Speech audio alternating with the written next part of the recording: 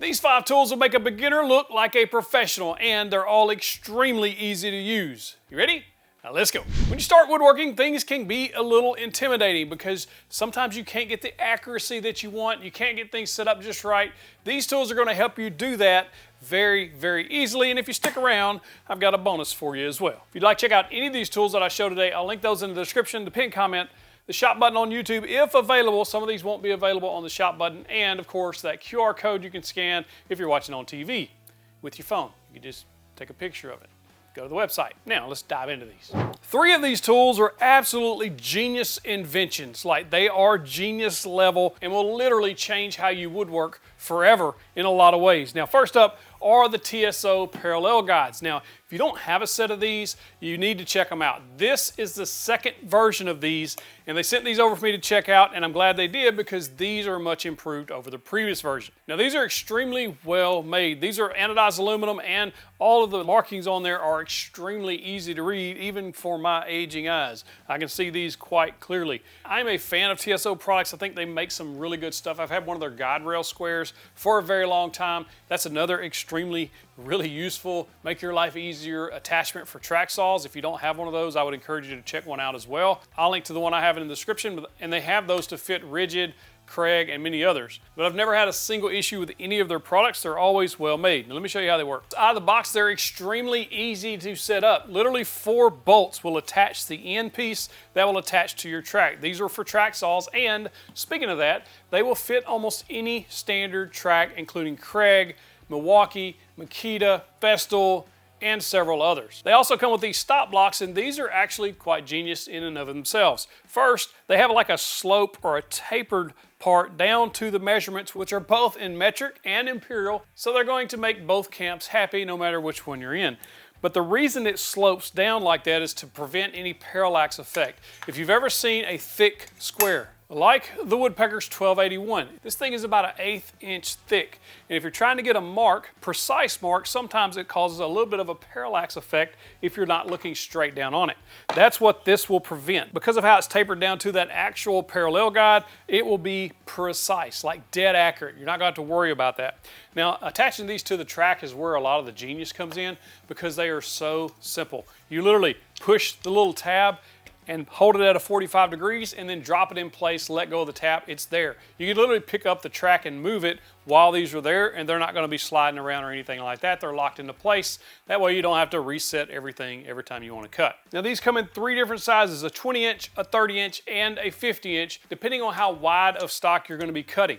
Now, I've got the 30 and 20 inch here because I don't necessarily need very large or wide pieces to be breaking down. The way you set these up is a stop block on top. This just slides into either one of those tracks. You can position it where you want it. Anywhere from about 7.5 inches all the way up to 20, 30, or 50, depending on which ones you picked up. I'm gonna rip down 3 pieces, 10 inches wide, and see how accurate these are. Now, these do have some micro adjustments built in that is very easy. With the supplied Allen screwdriver, you can just adjust this little piece here, and that will go in and out if you need to adjust it. On mine, I needed to adjust one of them like 1/64 of an inch, like a very, very little bit.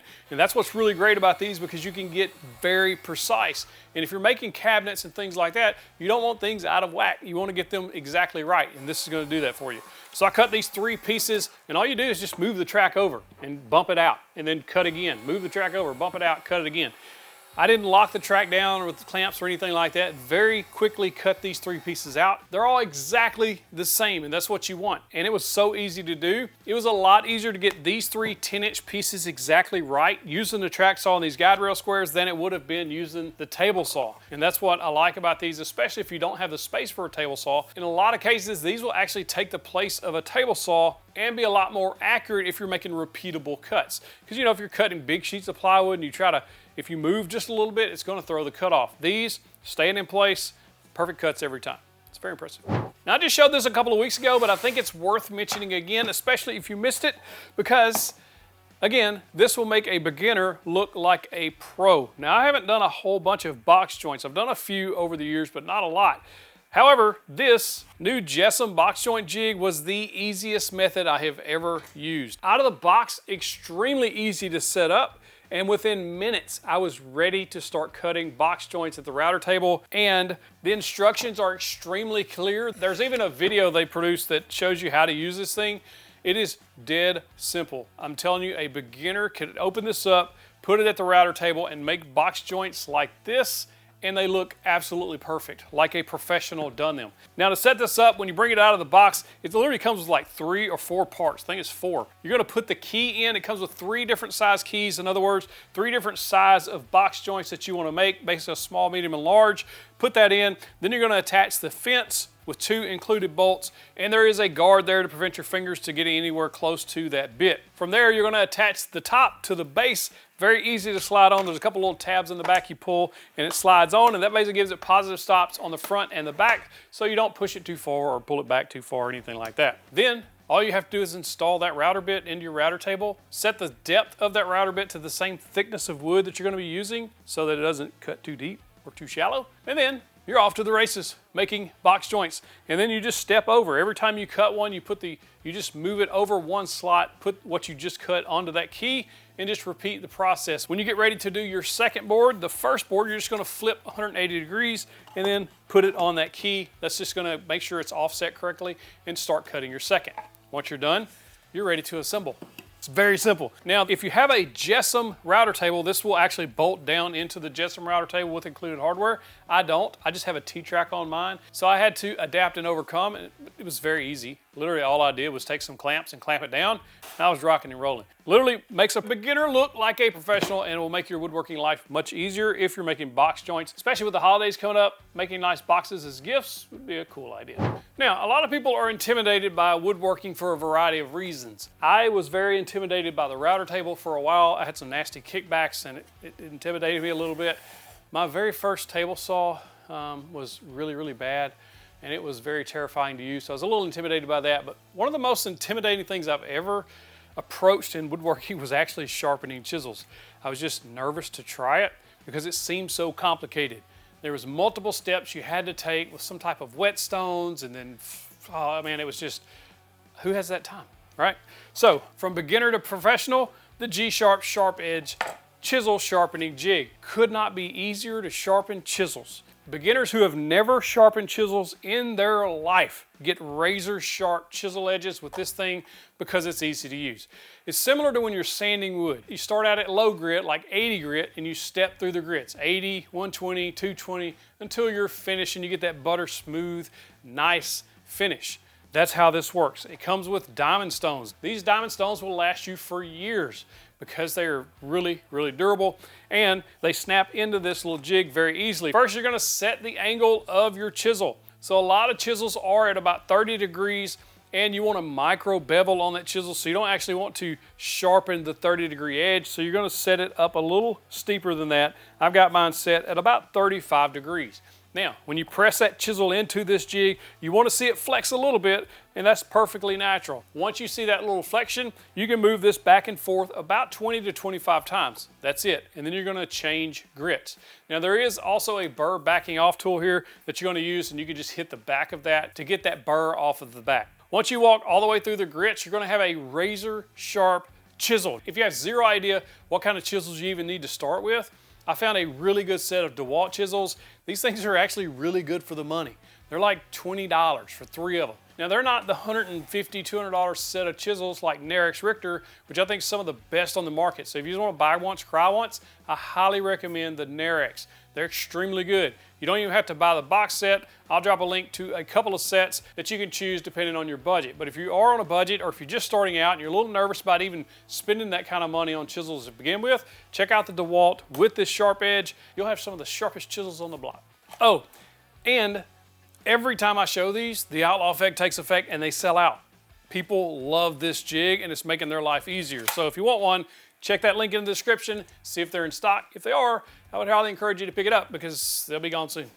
Next up, this is one of the coolest things I've had all year. This workbench you see in front of you, a 4-foot by 8-foot workbench, I use making this little jig. This is a micro jig grid router guide. A beginner can use a router, a standard palm router like this one, and make a workbench like this extremely easy. Or they can make jigs like this little small table saw sled that I made for small table saws. First off, this thing will fit basically any palm router. I've got a little Makita in here, but I've used others in it as well.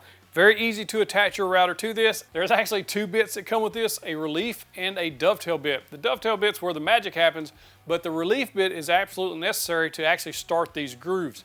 This thing is so dead simple to use. All you do is use this little fence on the bottom to line up the first cut. You're gonna make that cut, and then from there, you're just gonna use this fence again in the groove you just cut and repeat the process over and over until you get the full grid.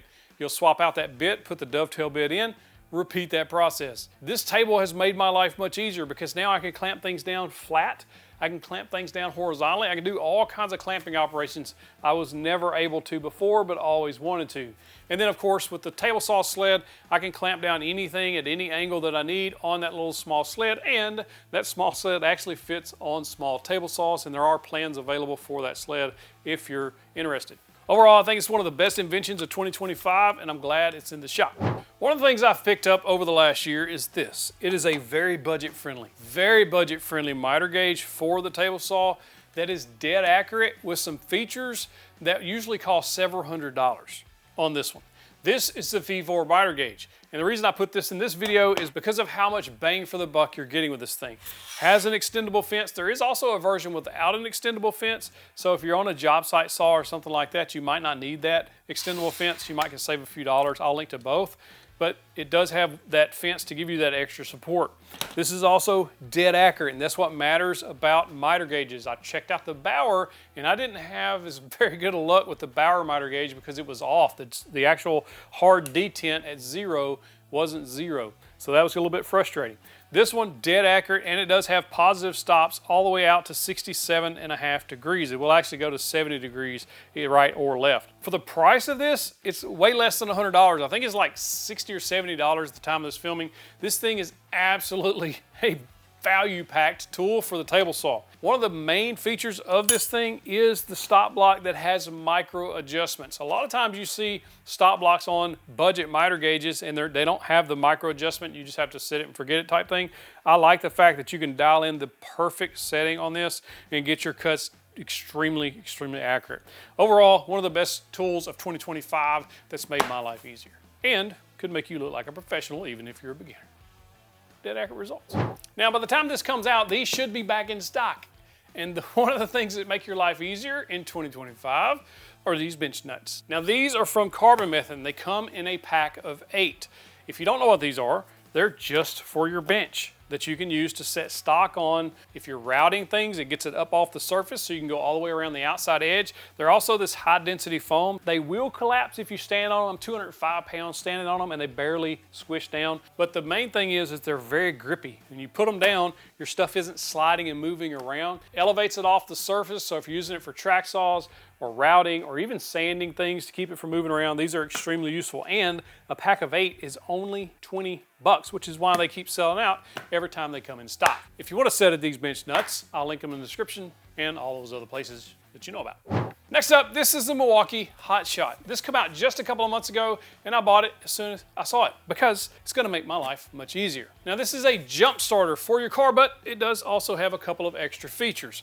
First and foremost, it's for your car or your truck. This will jump off small cars all the way up to big old pickup trucks like I drive. So this is a multi-use tool. Now, if you've ever had a dead battery, you know how frustrating it is, especially like me. I got stuck in the driveway. My son actually come over, got stuck in the driveway, couldn't crank his truck, his battery was dead.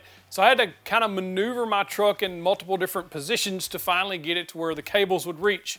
If I had this then, this would have solved that. First up, it uses Milwaukee M18 batteries, so if you're in that platform, you're good to go. Snap that in place. You're gonna hit the power button. At first, it's gonna show 0%. Depending on when the last time you charge this up. Then you push the little lightning bolt. That's going to charge the internal pack. It's going to take about a minute or so to charge it all the way to 100. Once it's at 100, you can connect these cables. You can probably do that before. Red goes to positive, black goes to negative. If you don't know that, make sure you connect them correctly.